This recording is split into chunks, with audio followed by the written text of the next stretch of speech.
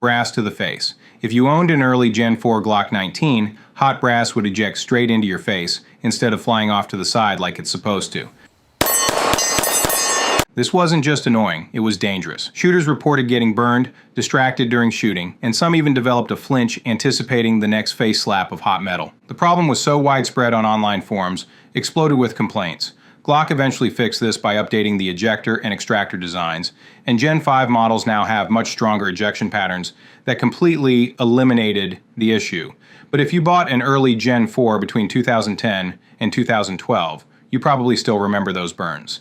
Gen 4 jamming with light ammo. When Glock released the Gen 4 in 2010, they introduced a new dual recoil spring assembly. Sounds like an upgrade, right? Wrong. The spring was too stiff for 9mm models, causing failures to cycle with lighter target loads. People complained their brand new Glock 17 and 19 would jam with lower powered rounds. Forums filled with posts saying, people complain Gen 4s jam with lower powered rounds. Glock had to roll out a voluntary recoil spring exchange program in 2011, basically a recall without calling it a recall.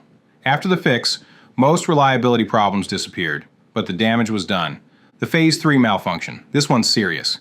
In the early 2000s, Glock 19s experienced a rare but catastrophic jam where a spent casing and live round would jam together so badly you needed tools to clear it.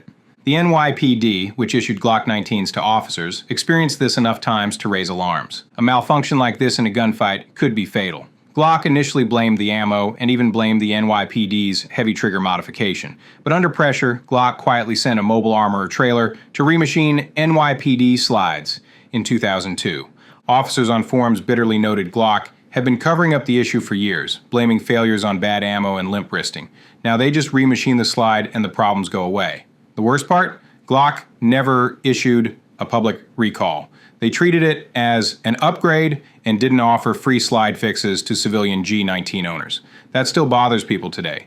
Kabooms and .40 caliber Glocks. Between 2005 and 2015, Glock's 40 Smith & Wesson models, the G22 and G23, they gained a nasty reputation for case blowouts, nicknamed kabooms. The Glock 40 barrels had less chamber support at the feed ramp area in early generations. This allowed brass to bulge or rupture when firing, especially with hot loads or reloaded ammo. Yes, Glock revised the barrel design over time, but kaboom stories persisted. A class action lawsuit in 2019 alleged Glock's chamber design was unreasonably dangerous, and claimed Glock knew about the issue for years, but never remedied the apparent defect nor issued an effective warning or recall. The lawsuit named nearly every 40, 45, 10mm, and 45 gap model. Many experts argue most kabooms are ammo-related, overcharged reloads, or unjacketed lead clogging the polygonal rifling. Ejection problems. Brass to the face. Some slides ejected weakly. Spent cases sometimes hit the shooter. It felt like roulette. Causes were mostly related to extractor geometry, ejector shape, slide mass, and ammunition power. Symptom: inconsistent ejection pattern. So the fixes Glock made were to updated ejector and extractor designs in later production in Gen 5.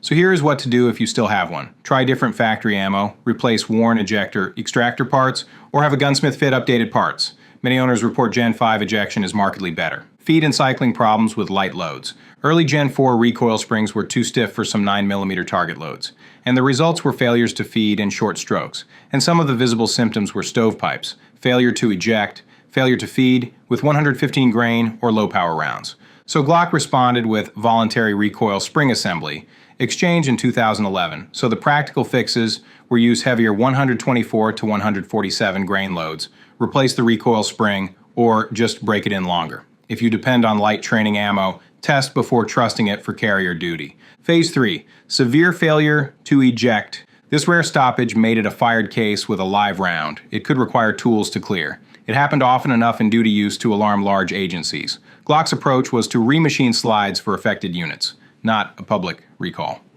So the reasons were basically a complex combination of slide timing, chamber support, and ammunition behavior under stress.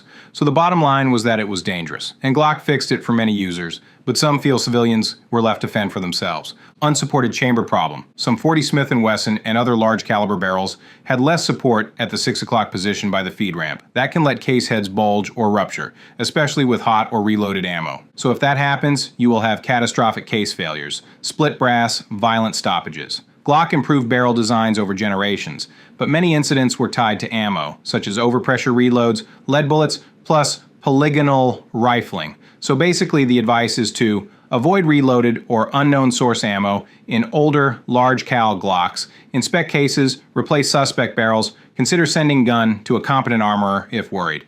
G42 reliability teething. The tiny G42 380 ACP launched with feed and extraction sensitivity. Many early owners saw failures every mag, and the main causes were things to do with magazine follower and feed lips, slide and slide stop geometry, and tight small-scale tolerances that amplified variation in ammo.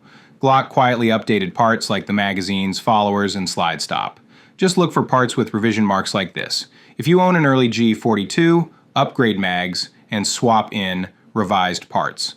G44, 22 long rifle, launch problems. Lightweight hybrid slides and early parts in the G44 had durability and extractor complaints. Reports, hairline slide cracks, extractors coming loose, frequent rimfire malfunctions. Rimfire is inherently ammo sensitive. Material choices and polymer interfaces amplified issues. Glock revised springs and extractors in later batches. So, for range use, stick to well-reviewed ammo and inspect slides often. If you see cracks, stop shooting and contact Glock support. Stock trigger complaints. Glock triggers are serviceable. They are not match triggers. Many describe them as mushy, plasticky, or two-stage with a dull break. Gen 4 earned a reputation for inconsistent feel. Gen 5 improved it but didn't turn it into a target trigger. So many Glock fans would do these DIY to their guns. Light connector upgrades, polish, and proper armor work, aftermarket trigger jobs. However, cheap aggressive trigger mods can compromise safety. Finger grooves and grip fit. Gen 3/Gen 4 finger grooves divided owners. Some hated them, they didn't fit all hand sizes, and they limited a free grip. Glock removed them in Gen 5 and added interchangeable back straps earlier on Gen 4. If grooves bother you, sand or Dremel them out carefully, or buy a Gen 5 frame. So don't overdo it. You can hurt resale value or structural integrity if you remove too much material. The Glock knuckle. The sharp lower trigger guard edge can chafe the middle finger knuckle during prolonged shooting, and the complaints were sore, calloused knuckle, or temporary soreness after extended range sessions.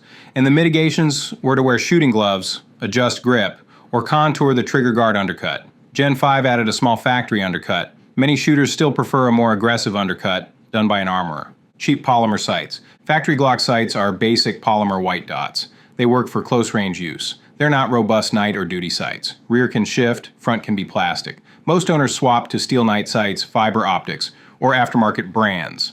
And the rule here is to assume you'll replace the sights if you want durability or long range accuracy. Slide bite and web of hand pinch. Lower profile slides and certain grip angles let the reciprocating slide rub or nick the web of the hand. This is especially true for people with large hands, like skin pinching, minor cuts, or pinching under recoil. So the fixes were to get a beaver tail backstrap, change grip position, or add grip sleeves. Many find a modest beaver tail solves it. Magazine issues, followers, springs, lips. Cheap mags or early factory mags can show bad feed geometry, weak springs, or imperfect feed lips. So some of the most annoying problems are like failures to feed at various states of recoil, nosedives with weapon lights, or follower tilt. And the fix was to use factory or high-quality aftermarket mags. Replace springs and followers as needed. Inspect mag lips for deformation. Weapon light frame flex. Attaching some lights changed frame flex, muzzle flip, or slide timing on certain models. In a few early cases, lights plus certain mags led to consistent stovepipes. Glock addressed many of these with stiffer mag springs and followers. And if you run a light, test the exact loadout, specific magazine, ammo, and light. Don't assume the gun will work the same as without a light. Finish and coating wear. Glock's finishes changed over time. They went from Tenifer to newer nitride parts. Some users say certain mid-2000s slides showed holster scuffing quicker than old Tenifer models. Others praise NDLC for durability. Perception varies. Practical advice is to just accept wear as normal. If aesthetic longevity matters, consider Cerakote or proper holster materials. Frame cracks and rare part breakages. Though uncommon, parts fail. Trigger springs, slide stop levers, locking block pins, and rarely frames have been reported cracked. Most of these are after very high round counts or heavy aftermarket modifications. Glock will often replace parts under warranty if it's a factory defect. Regular inspection of small parts after heavy use is smart. Extractor and ejector wear. Extractors can break or lose tension with high round counts or rough handwork. Worn extractors cause failures to extract or weak ejection patterns. Polygonal rifling with lead bullets. Glock uses polygonal rifling in many barrels. That generally gives good longevity and accuracy, but firing unjacketed lead bullets in polygonal barrels can foul faster and create pressure spikes. Basically, the rule is this: just avoid lead bullets in polygonal barrels unless you fully understand the risks and clean frequently. Annoying grip angle. The 22 degrees grip angle is different. Some say it points oddly, many adapt quickly and then like it. If it feels wrong to you, try grip adapters, stippling, or simply practice a natural hold. It's a subjective complaint more than a mechanical fault. Ambidexterity and controls. Early models lacked full ambidextrous controls. Lefties complained. Gen 5 added ambidextrous slide stop options on some models and reversible mag releases. If you need left-hand ergonomics, check specific model specs or use Ambi aftermarket parts. Optics mounting, MOS plates. Glock's early MOS plates were criticized as thin and fiddly. Users reported some mounting issues and third parties built stronger adapter plates. If you plan optics, use proven plates, follow torque specs, and test the dot retention. So the MOS is convenient too, so basically it's one size fits most optics type of slide design, but be cautious with micro dot choices and slides that weren't originally cut for optics. And good red dot retention still needs front and rear fencing to wedge the optic tighter without stressing out the two mounting screws. Accuracy complaints. Glocks are not bench rest pistols. They are service grade.